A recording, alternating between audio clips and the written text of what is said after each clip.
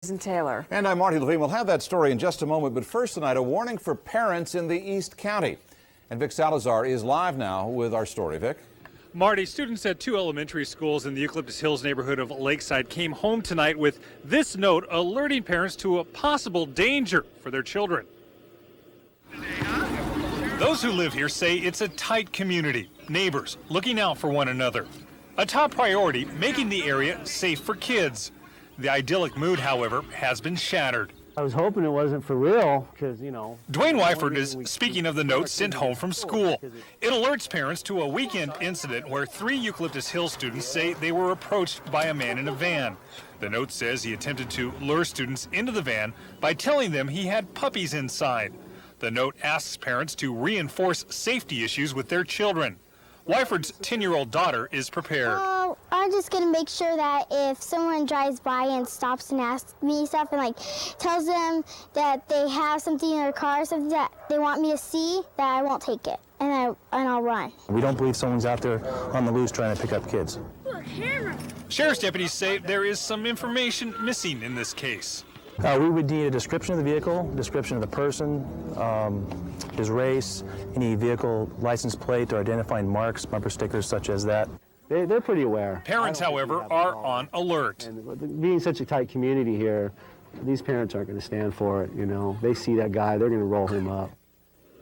The alleged incident happened about 10:30 on Saturday morning. The Sheriff's Department responded with 3 units. They patrolled the area for about half an hour, but Marty, they failed to find anything. All right, Vic, thanks very much. Some breaking news now from University Heights. Andrew Resnick joins us with the story. Andrew? Good evening, Marty. I'm on Park Boulevard and Polk Avenue in the heart of University Heights. Arson investigators have replaced firefighters, and this has become a full-on arson investigation. I'll show you the scene live right now. It was hard to see the flames from outside about an hour ago, but thick smoke was billowing outside this one-story building. It is the Uptown Property Management Company. Flames started in a small utility room near the back. They spread to an attic and went all through the insulation. Fortunately, nobody was injured, and firefighters had the flames knocked down in less than 30 minutes. We're hearing more information about the fire minute by minute. Arson investigators right now are right over in this area here in that red truck. They're talking with the owner of Uptown Property Management. They've been talking with him for about 30 minutes, and they've suggested to us they might have an update in just a little while. But once again, I want to remind you that it is a full-fledged arson investigation. We should know more a little bit later. Marty and Susan? All right, and as soon as we do, we'll have it for you. Thanks, Andrew. Sure. Also tonight, we have some sad news about those quadruplets born at Sharp Hospital. NBC 739 has confirmed tonight that one of the quadruplets has died. The quads were born last week to 55-year-old Meryl Fudel. They were conceived by in vitro fertilization and born by C-section. Fudel gave birth to 3 girls and a boy. Sources tell us it was one of the girls who passed away. Like many women who cannot have children, Meryl Fudel used another woman's eggs to conceive her children. And tonight we have learned that some women can actually make money selling their eggs. John Gregory is live now in the newsroom with more. John? Susan, the right woman's eggs can be worth thousands of dollars, and some fertility clinics are actually recruiting college students to find them. Dr. Michael Kettle shows off the tools of the fertility trade, a business that depends on human eggs and the women who donate them and in some cases sell them. If it helps their family, it's a win-win situation. If the donor needed the money and another family would like children, then it's a win-win situation. For our story, we'll call her Renee, an egg donor who asked that we disguise her identity.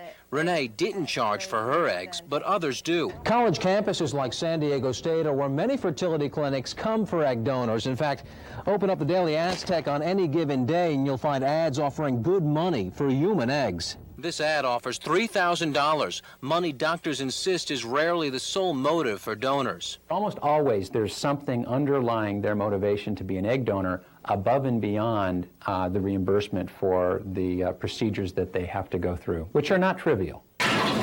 All donors are first screened to ensure they're healthy, then given medication in preparation for being a donor. The process can take 3 to 6 weeks, and according to Renee, it's well worth it for the right reason. My boys have brought me so much joy and love every day. If I can help another family experience the slightest joy that my children bring me, then that would be the best gift I could give.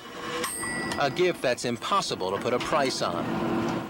Now, Renee has already donated twice and says she would consider doing it a third time. By the way, she has 2 children of her own. Susan? Okay, John, thank you. Well, there's more work to be done tonight on the Murphy Canyon sinkhole. The Caltrans spokesman says rain delayed the project 18 days. This week, they'll pour concrete on Balboa Avenue. They'd like to open 1 eastbound and 1 westbound lane on Balboa by early next week. Work on the sinkhole should be finished by the end of May. A meeting tonight about a 3rd area code for San Diego. 3 possible plans were addressed at the public meeting in Chula Vista. 2 involve splitting up regions. Some towns get the new area code, others keep what they've got. Another idea is called an overlay, where only new phones get the new area code regardless of what part of the county the homes happen to be in. Longer area code? Well, I would prefer to keep area codes geographic. I wouldn't want somebody moving next door to me, and then if I had to call them for some reason, we'd use 10 digits. 2 more public meetings are set for tomorrow, one at Poway City Hall from 1 to 3 p.m. and one at San Diego City Hall from 7 to 9 p.m. The decision on the new area code could come by the end of May, but it would not take effect until next year. You're watching NBC 7. 39. News at 11. Coming up, here's what you'll see. Take a look at this, an incredible scene caught on tape in the middle of the ocean. We'll tell you what happened. Moths so big that fans swat them at tonight's Padres game, but it's only the beginning. More bugs are on the way. And you see it in the movies, comets, meteors striking the Earth. Tonight, in a special report, scientists say it will happen. And a former Playboy playmate proves not to be so playful. You'll hear her story next. Later on an all-new Tonight Show, Sarah, Duchess of York, with the inside story of shooting the Friends finale in England. Were you nervous about this? Nervous? I'd make coffee nervous. I was terrified. Plus 105-year-old working man Walter Bierman, actor Peter McNichol, and headlines. You got 1 white hand and 1 black hand. Look. Then Conan's got Bob Costas tonight, and catch Jay all next week in Chicago. Here are tomorrow's answers to the Seinfeld Trivia Quiz. Toxic Blue, Schindler's List, and Pigman. Listen to Kixie tomorrow morning for the questions. What is it about leather? You need beautiful lines to pull it off. Meet the limited edition Mazda 626. Now in leather. Luxuriously loaded at just $239 a month. It's time to get into leather. Lease a Mazda 626 Leather Edition for just $239 a month, but only for a limited time. NBC 7. 39. Coverage you can count on. I'm Gray Davis. As governor, I'll make education my top priority. I'll audit the lottery to make sure it's really being spent on education. We'll provide new textbooks in core courses, adopt higher standards, and hold students, parents, and teachers accountable. We'll require mandatory summer school for kids who don't pass. If all else fails, we'll take over troubled schools. These are tough measures, but our children's future is at stake. Gray Davis, Democrat for governor. Experience money can't buy.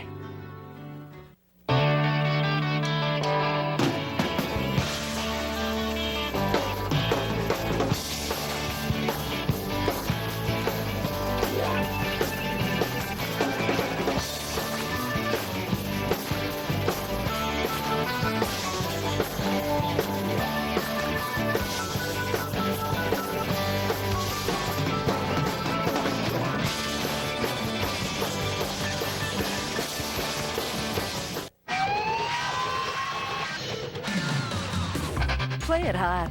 Play it cool. Play it any way you like. At Save-On, it's easy to find more of everything that brings out the beauty in you. Save-On's the fun place to go.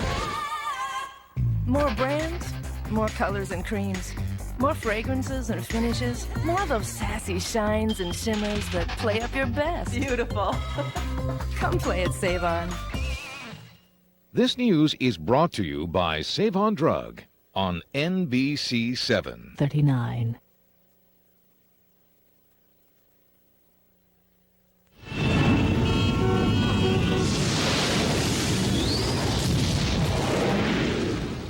It happens in movies. Meteors, comets head toward Earth, wiping out entire areas. Scientists say it really will happen. The question, of course, when and where. It is a countdown to collision, a special report you'll only see at 11. You will have that story in just a couple of minutes. But first, though, dramatic pictures tonight of a boat rescue at sea. A 50-foot charter boat with 5 people on board caught fire 11 miles off the coast of Oahu, Hawaii. 4 passengers made it to a life raft while the captain stayed behind.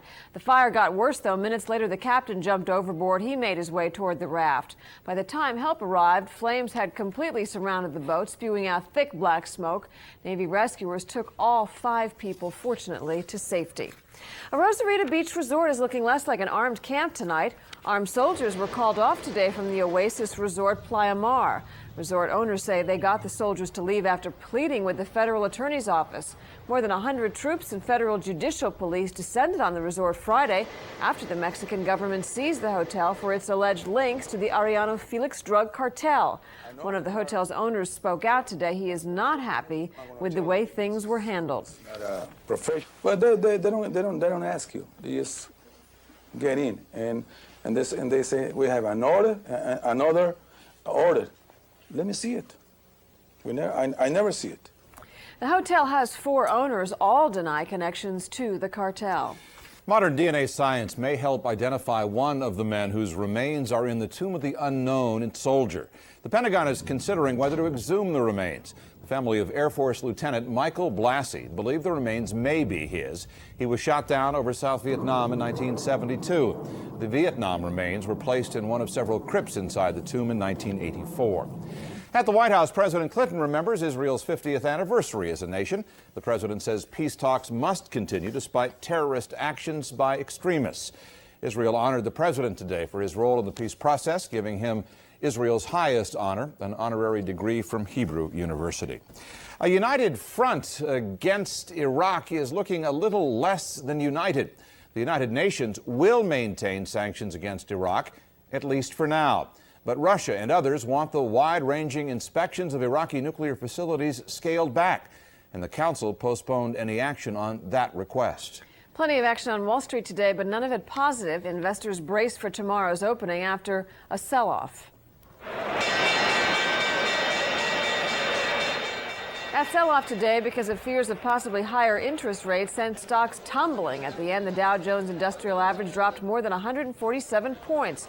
It was the Wall Street Journal that reported the Fed might be raising interest rates, and soon. The market assumed that interest rates were not going to go up.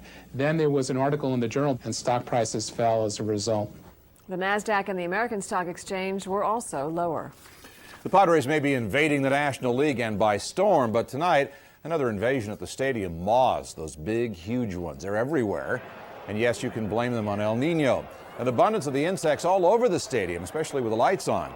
One expert told us tonight the rain creates more plants. That leads to more caterpillars, which of course leads to more moths. I mean, the worst thing you want to do with moths is put on bright lights and attract them. And that's exactly what the stadium's doing.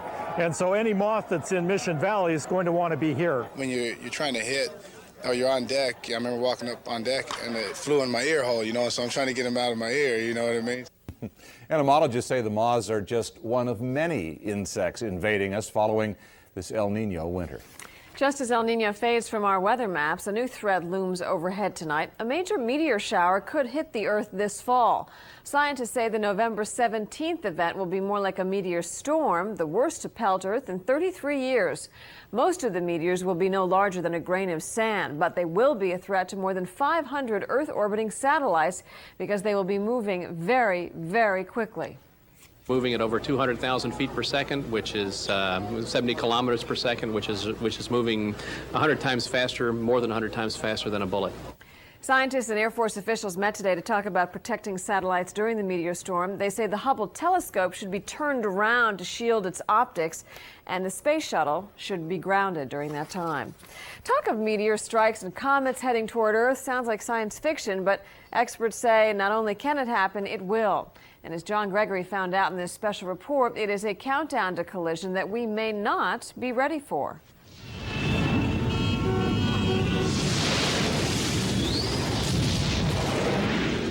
In the movie Deep Impact, it's a comet. Asteroids are to blame in this NBC movie. And in either case, the results are the same.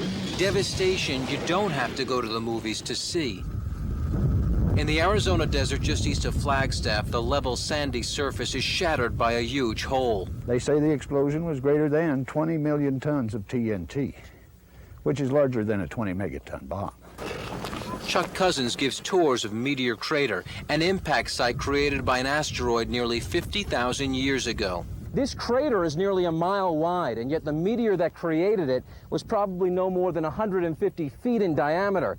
When it's traveling close to 40,000 miles an hour, it doesn't have to be big to do this kind of damage. We call this natural disasters. Welcome to Natural Disasters 303 at San Diego State. Here, college students are learning about meteors and the possibility of another